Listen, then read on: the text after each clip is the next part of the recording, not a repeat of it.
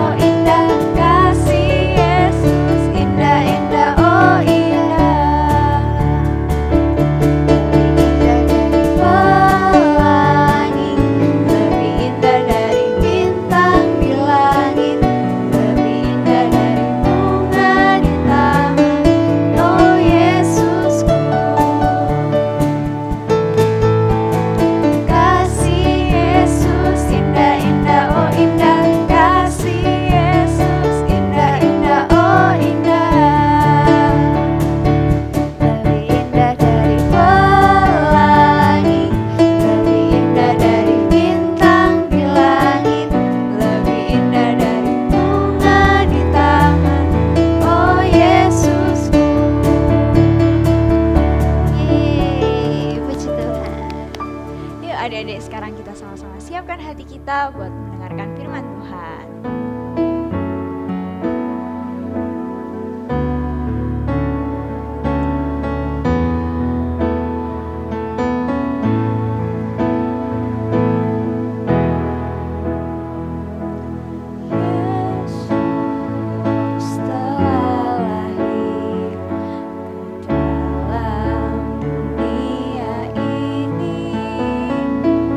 Lama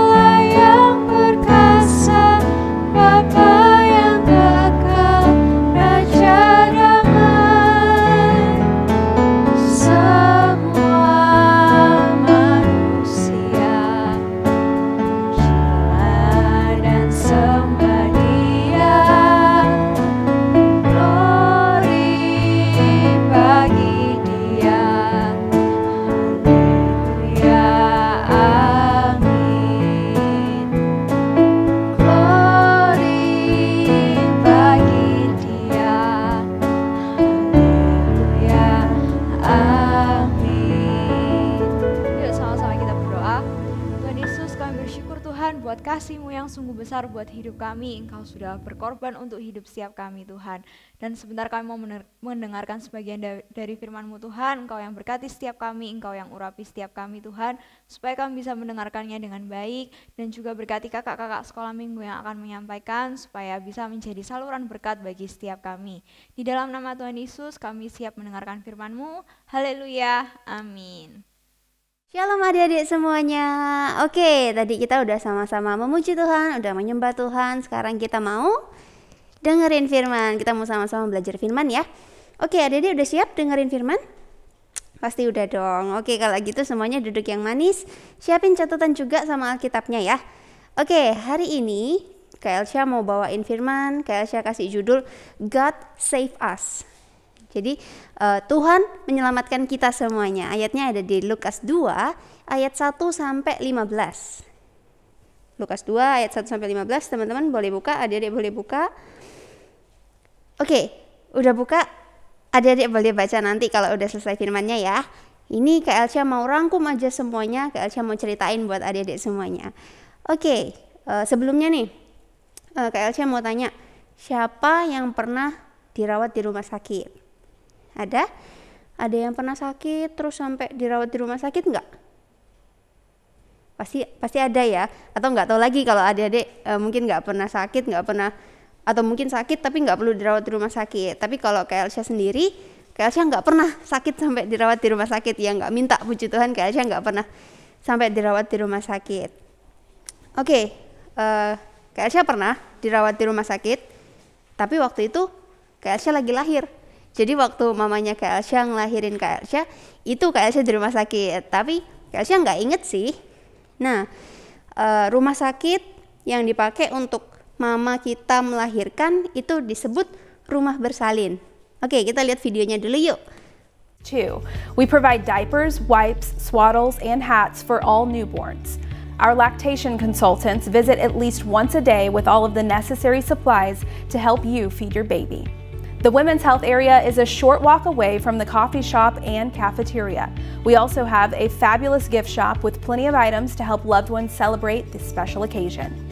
You'll find comfort in knowing our hospital specializes in high-risk pregnancy care.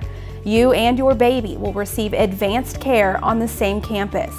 Should you require a hospitalization leading up to your delivery, we offer 16 antepartum rooms. You and your baby's health will be monitored 24/7 during this part of your birth journey. Should your infant need extra care, our neonatal intensive care unit at Methodist Children's Hospital holds a Level 4 designation, which is the most advanced in clinical care. Our in-house board-certified neonatologist and advanced nurse practitioners will provide care 24 hours a day, 7 days a week. More than 150 registered nurses work in the NICU, and they are specially trained in Level 4 NICU care. Our 92-bed NICU includes lactation consultation rooms. Our family room is a place to gather for a meal, watch TV, or simply connect with one another. To prepare our NICU families for the return home, we provide a rooming-in experience. This allows practice of total care for your newborn in a home-like setting while still in our hospital. This is one of the most exciting times of your life. We are honored to be a part. Oke, gimana adik-adik? Bagus ya rumah sakitnya. Harga rawat inapnya, harga buat kita tinggal di sana pasti mahal banget. Cuma orang yang punya uang banyak aja yang bisa dirawat di rumah sakit kayak gitu. Atau keluarga kerajaan. Anak raja lahir di rumah sakit yang bagus. Meskipun bukan di rumah sakit yang itu ya. Tapi anak raja pasti lahir di rumah sakit yang bagus dong. Nah, Tuhan Yesus anak raja.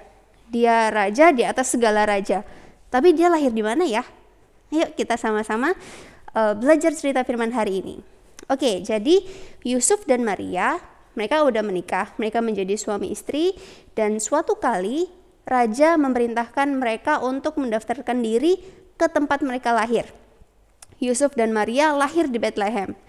Mereka harus pergi ke sana jauh banget, dan waktu itu belum ada kendaraan yang keren-keren kayak sekarang ya, belum ada mobil yang bagus. Mungkin mereka waktu itu ke Bethlehem naik keledai. Sementara Maria waktu itu lagi hamil besar. Aduh, kasihan ya adik-adik, pasti Maria capek banget waktu itu. Nah, mereka mau istirahat, Mereka mau cari hotel, tapi semua hotel penuh, cuma ada satu tempat yang kosong. Mereka bisa beristirahat di situ. Tapi tempat itu, ada yang tahu nggak tempat itu apa? Ada yang tahu? Tempat itu adalah kandang domba. Maria melahirkan bayi Yesus di kandang domba itu dan membungkus bayi Yesus dengan kain lampin supaya bayi Yesus tetap hangat. Nah, malaikat di surga melihat Tuhan Yesus udah sampai di dunia. Dia lahir jadi bayi seperti kita semuanya waktu itu. Mereka ingin menyambut bayi Yesus. Gimana ya caranya? Sementara itu para gembala lagi menjaga domba di padang. Hari udah malam, tapi para gembala belum tidur. Mereka menjaga domba-domba dari serangan serigala atau binatang buas lainnya. Sambil jagain domba, mereka ngobrol-ngobrol nih tentang juru selamat. Kapan ya juru selamat datang? Katanya akan datang juru selamat untuk selamatin kita semuanya manusia dari hukuman api neraka. Terus apakah juru selamat udah datang? Terus tiba-tiba ada sinar yang terang banget. Ternyata malaikat yang datang. Para gembala belum pernah ngelihat malaikat sebelumnya, jadi mereka takut, mereka kaget. Terus malaikat datang, dia ngasih tahu kabar gembira. Malaikat datang, malaikat memberitahu kabar gembira. Kabar gembiranya apa ya adik-adik? Oh, ternyata juru selamat yang udah lama ditunggu udah lahir. Ini tandanya, bayi itu dibungkus dengan kain lampin dan terbaring di dalam palungan. Sesudah malaikat itu bicara, ada sekumpulan malaikat datang dan memuji Tuhan. Sesudah memuji Tuhan, malaikat itu pergi. Para gembala masih kaget gitu, masih terpukau, masih kayak percaya atau enggak ya, betul enggak sih tadi malaikat datang terus bernyanyi memuji Tuhan. Ada gembala yang berkata, bener kok tadi malaikat kasih tahu juru selamat yang kita nantikan sudah datang sebagai bayi. Nah, terus kita cari di mana ya juru selamat itu? Terus para gembala cepat-cepat pergi mencari bayi Yesus. Nah, adik-adik dengar cerita tadi, di mana Tuhan Yesus lahir? Apakah Tuhan Yesus lahir di tempat yang bagus, yang bersih? Gimana? Di mana Tuhan Yesus lahir? Ya, Tuhan Yesus lahir di kandang domba. Tuhan Yesus adalah Allah sendiri yang turun ke dunia. Dia masuk ke perut Ibu Maria. Dia jadi bayi dan lahir seperti kita semuanya. Tapi kita lahir berdosa, bedanya Tuhan Yesus lahir tidak berdosa. Kalau anak raja lahir kan pasti biasanya di rumah sakit ya, di rumah sakit yang peralatannya keren-keren, yang canggih-canggih, di rumah sakit yang kayak video tadi. Kalaupun rumah sakitnya penuh, pasti udah di-bookingin dulu gitu, udah disediain tempat dulu sebelum orang lain yang masuk ke rumah sakit itu. Nah, waktu Tuhan Yesus lahir, belum ada rumah sakit yang bagus kayak di video tadi, tapi adanya hotel-hotel yang mahal. Kalau hotel itu penuh, apakah Maria dan Yusuf bisa ngusir atau mindahin tamu yang nginap di hotel itu? Bisa nggak menurut adik-adik?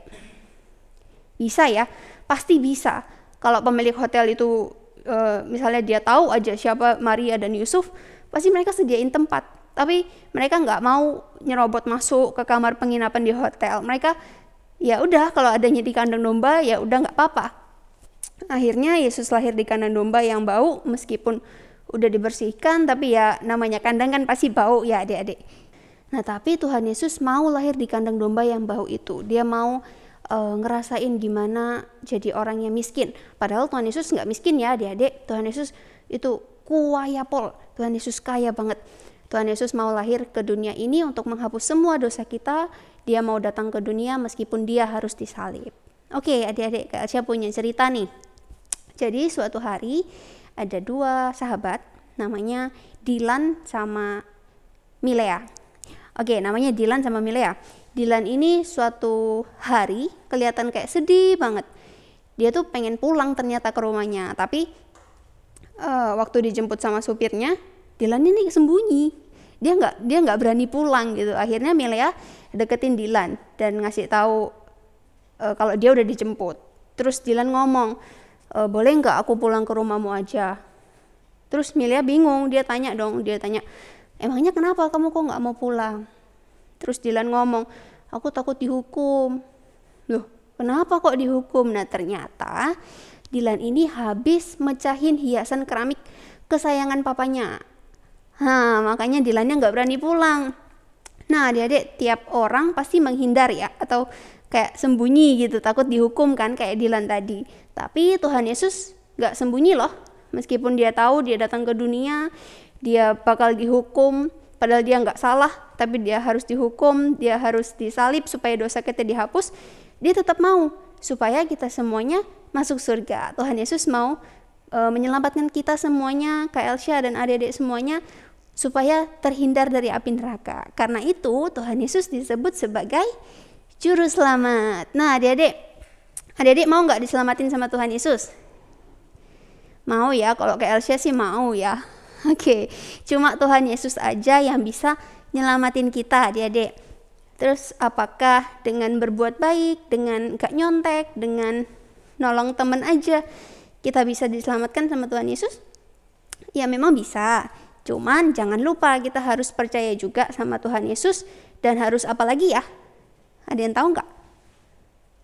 Betul, kita harus berdoa, panggil Tuhan Yesus supaya Tuhan Yesus ada dalam hati kita. Oh, terus kalau aku nggak doa, Tuhan Yesus keluar dari hatiku Kak Elsha? Enggak, adik-adik, Tuhan Yesus cuma sedih aja. Kok Ethan nggak doa ya? Kok siapa lagi ya? Josephine kok nggak doa ya? Gitu. Tuhan Yesus pengennya kita semua berdoa. Tapi kalau kita nggak berdoa juga, Tuhan Yesus nggak akan keluar dari hati kita. Tuhan Yesus nggak akan ninggalin kita. Oke, adik-adik, amin buat firman Tuhan. Oke, sekarang Kak Elsha mau kasih ayat hafalan dulu. Ayat hafalannya ada di Yohanes 16 ayat 27. Yohanes 16 ayat 27 yang A ya. Ayo kita baca sama-sama yuk. 1, 2, 3. Sebab Bapa sendiri mengasihi kamu. Amin. Sekali lagi kita baca. Yohanes 16 ayat 27. 1, 2, 3. Sebab Bapa sendiri mengasihi kamu. Amin. Oke adik-adik, kita udah selesai firman Tuhannya hari ini. Kita mau berdoa dulu yuk. Yuk lipat tangan, tutup mata, kita berdoa. Bapak yang baik, makasih Tuhan buat firman Tuhan yang udah ingetin kami lagi kalau Tuhan Yesus udah turun ke dunia untuk selamatin setiap kami Tuhan. Makasih Bapak, Tuhan Yesus udah hapus semua dosa-dosa kami. Kami bersyukur kami mau jadi anak-anak yang baik, kami mau jadi anak-anak yang melakukan firman-Mu Tuhan dalam kehidupan kami, biar kami juga bisa jadi contoh buat teman-teman kami. Terima kasih Tuhan Yesus, terima kasih aktivitas kami selanjutnya kami mau serahkan ke dalam tangan-Mu. Tuhan Yesus yang pimpin, Tuhan Yesus yang lindungi kami. Terima kasih Bapa, terpujilah nama-Mu. Hanya di dalam nama Tuhan Yesus kami sudah berdoa. Haleluya. Amin. Oke adik-adik, sampai ketemu minggu depan ya. God bless you.